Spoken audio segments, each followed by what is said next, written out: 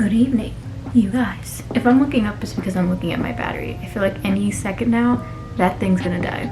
But I've been wanting to share this story for the longest time. But before I even get into that story, I want to thank you guys so much for the support that you guys gave me in my last video.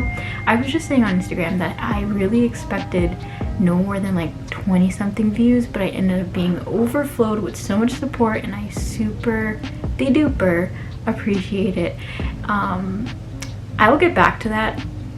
I'll get back to the whole fitness. I have a lot more tips and tricks, but for right now, I really want to talk about this. I made a personal promise to myself that if I was ever going to be making YouTube videos, this was one thing I wanted to talk about. It was just one of the things I want to talk about. So I'm here to explain my hellish experience with horrible roommates. Now, this is by no means of me bashing them. I'm never in this point will I be saying their actual names or even saying the place where I resided in, because it was just a chapter in my life. I just want to relive it again by recalling events of what happened. I always said I wanted to do this, but by no means do I feel some type of way. I don't feel any bitterness towards them. I just want to relive my college experience.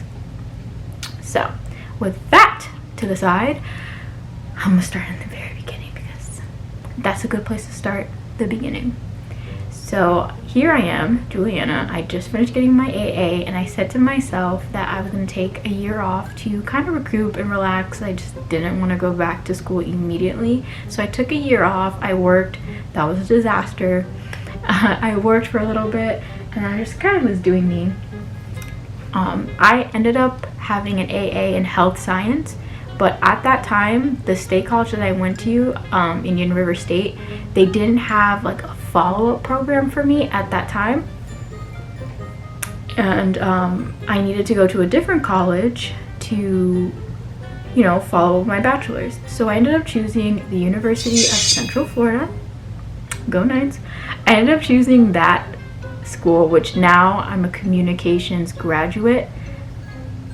The whole reason why I was a communications major is because of this roommate situation. They made me change my whole entire layout of life, but that's a whole nother story.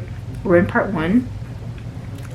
So here I am, a health science major now in the University of Central Florida, and of course, obviously where I lived, it was about 2.5 hours away from the school, so I needed a place to live.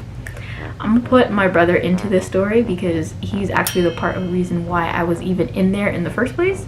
So I brought my brother along to go look at apartments, and one of the apartments that I found was just very like it was to the T. They were combing out their tenants. They were like really attentive of details. It was my type of place. It was safe. That's my type of place. I'm just that safe type person. I don't like complications. So if anything is very strict and very rule written, I'm on it. But I don't remember what the place was called anyways, but I'm just gonna call it the Blue Place. My brother was adamant that going to the Blue Place was going to be the worst decision of my life, and it wasn't gonna be lit. So he made me go to the place where I did reside, and that place was actually lit for all the wrong reasons.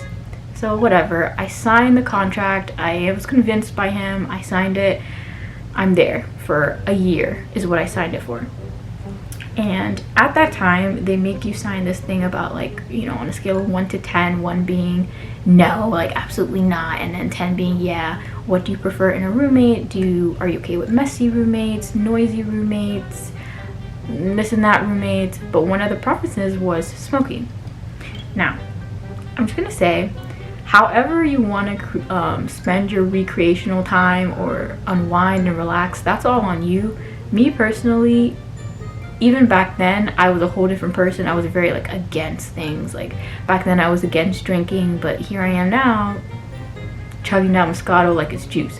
So we all have our little ifs, but one thing that never changed in me is I just don't care for smokers. I just never have. I never cared for the activity. I never cared to try. And also I have asthma flare-ups that get really, really bad whenever I'm exposed with smoke, so that was just one thing I wanted to avoid. I was very adamant on that, so I made sure I expressed that to the advisors or whatever they are, that I'm very adamant that I don't want to be around people that smoke. And she was like, oh yeah, sure, of course. We have actually tenants that on a different form that we have that are very adamant on the same issue as well. So I was like, well, that's perfect, sign me up with them. So these two roommates, we're going to call them A and B, were on the list. Which, side note to the story, I don't understand why they were adamant on not having a third roommate that smoked, when later you'll find out they were smokers. Like, just to me, it would make sense to be with other people that did the same things with you just to avoid complications, but they were supposedly adamant that they didn't want to smoke. But I guess now it kind of makes sense that they wanted to hide their smoking habits from their parents, which you'll later find out why they wanted to hide it. But going back, I was like, yeah, of course, yes, I want to be with these girls. Moving day comes, and I'm trying to find my room. I'm moving things slowly one by one. I go back to my car to go get some stuff that I missed, and I meet M. We're going to call him M. M was just the most friendliest person ever. I was like, oh my gosh, my college experience is starting out right. They're so friendly. He wanted to help and move my stuff into my apartment, so it was great. While I'm walking with M, coincidentally, I'm talking about how, oh my gosh, it's amazing that these roommates are so against this and that and that, and we were talking about smoking. I was like, oh my gosh, that was one thing I was scared of. I'm like, I didn't want to be with people that smoked. I just don't think I can handle it. And it's gonna die. And M was like, well, that's good. So we opened the door, and I'm greeted with nothing. Like, these girls were, A and B, were sitting on the couch smoking. Not a hi, not a ho, not a hey, what's up, hi ho, hey low, what's up, little girl, little guy, nothing. They didn't do anything. So me and M walk in, and they don't say anything, but we are greeted with a haze of smoke. It felt like just a punch in the face of nothing but smoke. It was so hazy. It was just two of them, but it looked like there was 10 people smoking. I kid you not. It was so hazy. So I'm already like, oh my gosh, oh my gosh, oh my gosh.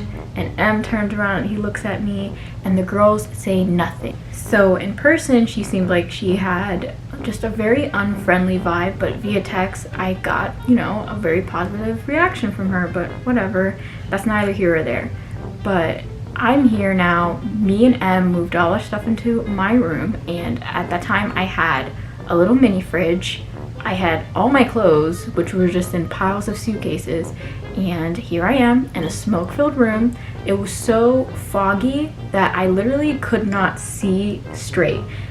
Not that I can't see, like it's blurry, but more like, oh my gosh, there's just a constant haze. Like you were just looking through a haze.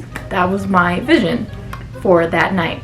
So I was like, okay, maybe they're just like, first semester jitters. I don't know, relaxing. Maybe it's just for that night. Because I understand that, people smoke to relax. I get that. So the next day comes, I wake up to a haze. These girls are still smoking. Not only are they smoking, but they are ridiculously loud, and it's early in the morning. I just didn't get that. So this goes on for days, and I'm in class. I started class like days prior. I go to class, I come in, I had my own little kind of sandwich station. I didn't use any of their stuff. I didn't even use the laundry because I had, like I said, a whole bunch of suitcases filled with clothes. So I had enough clothes to last for those few days that I was only there for. So I didn't use their laundry. I didn't use their kitchen. I just didn't use that stuff. I had my own station, and I was hiding away because it just was an unwelcomed, unfriendly, hazy smoke box situation, and I didn't like it. So I'm here complaining to M because right before he left, we exchanged numbers, and he said that he wanted to check up on me to see how I was doing. So I'm complaining to M, I'm thinking, oh my gosh, I might even have to stay in my car. Like, I just can't do this. And he says, well, you do know that you can go down to the leasing office and request a room change. Bet. That same day, I go downstairs, and it was early in the morning. I go downstairs to go to the leasing office. Enters when I met my now best friend Felicia. She was also waiting in the leasing office. It wasn't open yet.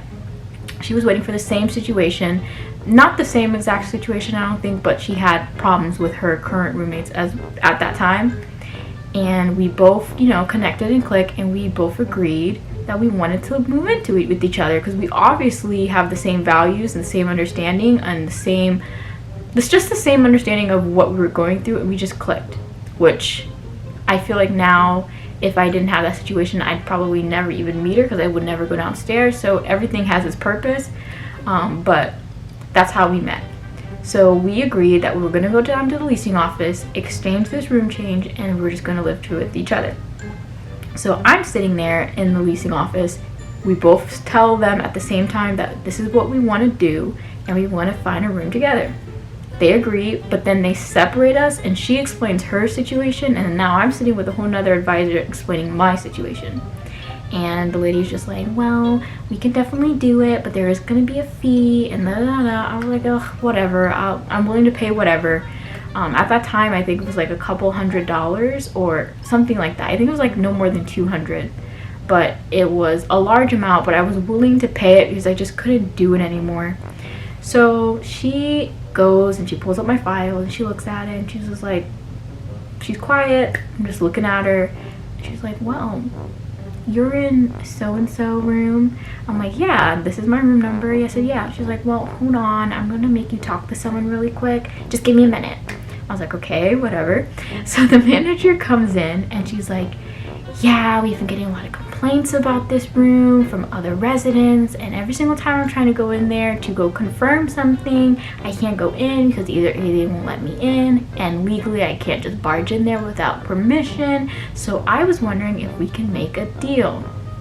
So I'm like, a deal? Obviously I'm listening, obviously. So she explains that she wants to make a deal that in order for me to have my fee waived for the transfer and for them to find a room where me and Felicia can stay, she just wanted permission and access into the apartment to confirm something. Now, she didn't disclose to me what she wanted to confirm. I didn't really care what she wanted to confirm, but from what I've gathered, I'm assuming it had something to do with her pets. A and B both had cats. A had a cat, B had a cat. And you know how in apartments they usually ask for like a fee for pets, like they'll say like $200 for this pet, can't be this size, this and this and that, like requirements. I'm guessing they didn't pay the fee and they kind of snuck the cats in, so that's what she really wanted. She wanted her coin. But anyway, I was like, yeah, sure, I'll be there at such and such date, a whole nother date, because right now I have class, so I can't be doing anything right now. So after on this date, I will let you in. She's like, fine, we agree. So here I am getting ready for class. I go upstairs to the room, I get my laptop, I come back downstairs, I get to the shuttle, and I go to class. At that time, I had a really cheap laptop, and my laptop was dying, so I needed a charger. I left it at the apartment complex though, so I had to get back into the shuttle, go back to the apartment, get my charger, and who was there? Who was waiting? The manager. She was just standing there. She literally was just standing there. I don't know for what, I don't know why, but she was just there. So I'm here and I'm just, okay, I'm opening my door and she comes barging right in. I'm like, all right, I let her do her business. I get my charger and I go. And I know what you guys are thinking, like, have you ever explained to A and B like the reason why you were unhappy or your concerns? And I did.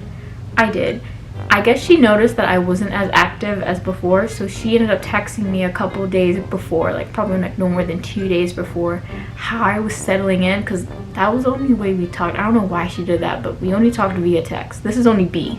A didn't really talk to me at all. B did. So B asked, how am I settling? Do I have any concerns? Am I okay? Because I wasn't, an active roommate. I was like, well, what did I say exactly? Because I have it here.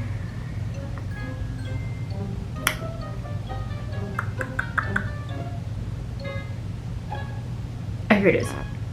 So she says, is there anything that is bothering you with this room, or do you have any concerns? I said, well, I put down in my lease that was a very important issue due to my health, that I don't really care for people that smoke. I'm not trying to be rude to you guys or anything like that, but is there any way that we can make some sort of compromise with that?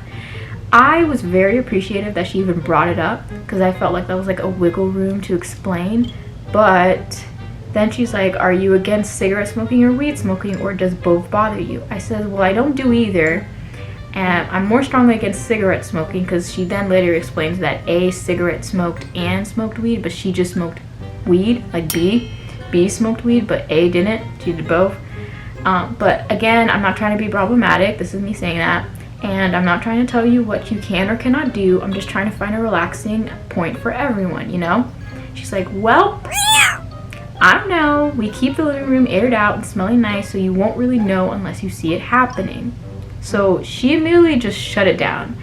At that point, after that conversation, I've never brought up the whole weed smelling or my lack of participating with them or communicating with them, or me not doing anything with the rooms, me not being happy. I stopped because she really just shut it down. She didn't care. She did end up saying understandable, but that was it, and she just kind of dropped it. It was more like, oh well, this is what it is, we're smoking in the living room, deal with it. That's how I got it. So anyways, fast forward, I get my charger, she's doing her business, and now I have to go back.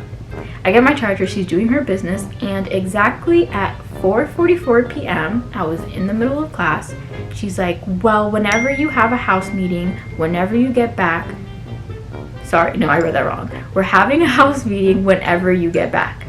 So I say, why? She's like, it's necessary, just be in attendance. It's necessary, period, just be in attendance. She's talking to me like I'm a child. She's talking to me like she's about to go in on me. So all of a sudden, I'm up and on defenses. So I say, but I don't see why it's necessary. I don't do anything outside the room. I don't even use the kitchen nor the laundry. So I know it's not about chores, which it wasn't. I know what happened this morning, and I'm going to say now that I had nothing to do with it. I did know what was happening that morning. I was there, obviously. I did say that I had nothing to do with it, but I did. That was the only lie that I made. But in reality, I really had nothing to do with it at that time, because remember, we had a prior date until when she was supposed to come. She just happened to be there. It's not like I forgot my charger on purpose. I didn't even intend to go back, so I don't understand why she was there in the first place, but she was there. I said, I have nothing to do with it. I know that's what you want to talk about, which it was. Before I even moved in, I knew I was moving out within the week, which is not a lie. From the moment I stepped in with them and we moved my stuff in and I smelled all that weed going inside that room, I knew I was going to leave. I just knew it. That was just a matter of a fact. One way or another, I was going to leave. I never even unpacked, is what I said. I was waiting for my close friend to move into the blank apartment. I'm not going to say the name, which she did yesterday, and we planned to move in together. All I did was go downstairs with her and file paperwork of transferring as I originally planned, which is kind of a lie. She thought it was originally a plan that from a friend that was just made in advance before I even moved in, but really it was just Felicia, and we did make those plans, but she don't even know the time and date. I said, as for your cats, which I don't know why I mentioned the cats, she didn't mention it, but as for your cats, I don't care about your cats. I don't. See, now reading this, I feel like I'm so passive aggressive. As for your cats, this is what I'm saying. I don't care about your cats. I told you that. I didn't care about anything because I knew I was leaving. She barged in after me, which I'm talking about the manager. She barged in after me when I was just going back home to go get my charger. I have nothing to do with the situation. Again, I said that. I said I move out Friday morning. So then she tells me, I got a call, this is B, I got a call from my dad coming at me sideways, and one of the things that he told me was that there was the smell of weed in my room. What's that about?